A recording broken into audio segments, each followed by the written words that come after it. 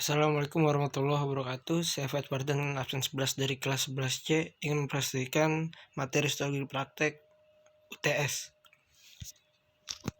Pertama, pendahuluan histologi. Histologi berasal dari kata Yunani, yaitu histos yang berarti jaringan, dan logia yang berarti pengetahuan. Jadi histologi adalah ilmu yang mempelajari tentang suatu jaringan yang detail menggunakan mikroskop. Bagian 2, penanganan jaringan basah. Ada 3 cara dalam pengambilan jaringan basah. Yang pertama operasi, 2 kuretase, 3 biopsi. Biopsi dibagi menjadi 2, yaitu biopsi insisi dan biopsi eksisi. Adapun prinsip pengambilan jaringan, yang pertama mengikuti kaidah ilmiah, yang kedua perhatikan keterangan tertulis dan tanda yang dibuat klinikus.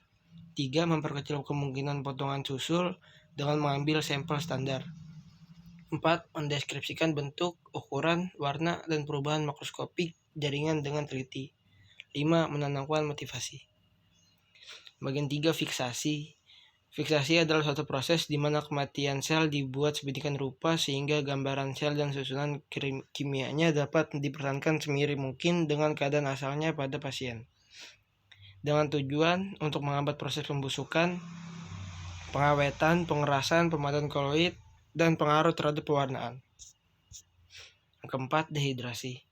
Dehidrasi adalah proses menghilangkan air dan zat fiksatif dari komponen jaringan. Dehidrasi juga dilakukan dengan konsentrasi bertahap mulai dari alkohol 70%, 80%, 90%, 95%, sampai 100%.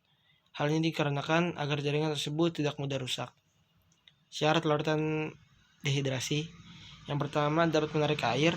Yang kedua, dapat bercampur dengan clearing atau larutan penjernih, tidak membatalkan fungsi fiksasi, dapat mempertahankan bentuk jaringan, mampu mengisi ruangan pada jaringan yang ditinggalkan oleh air, dan digunakan dalam keadaan segar.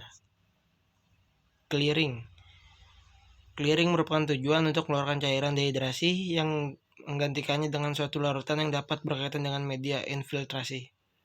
Larutan yang sering digunakan laboratorium histologi yaitu silol. Karena tidak berwarna, larut dengan sebagian pelarut organik dan parafin cocok digunakan untuk ketebalan kurang dari 5 mm dan cepat menggantikan alkohol dari jaringan. Prosedur clearing.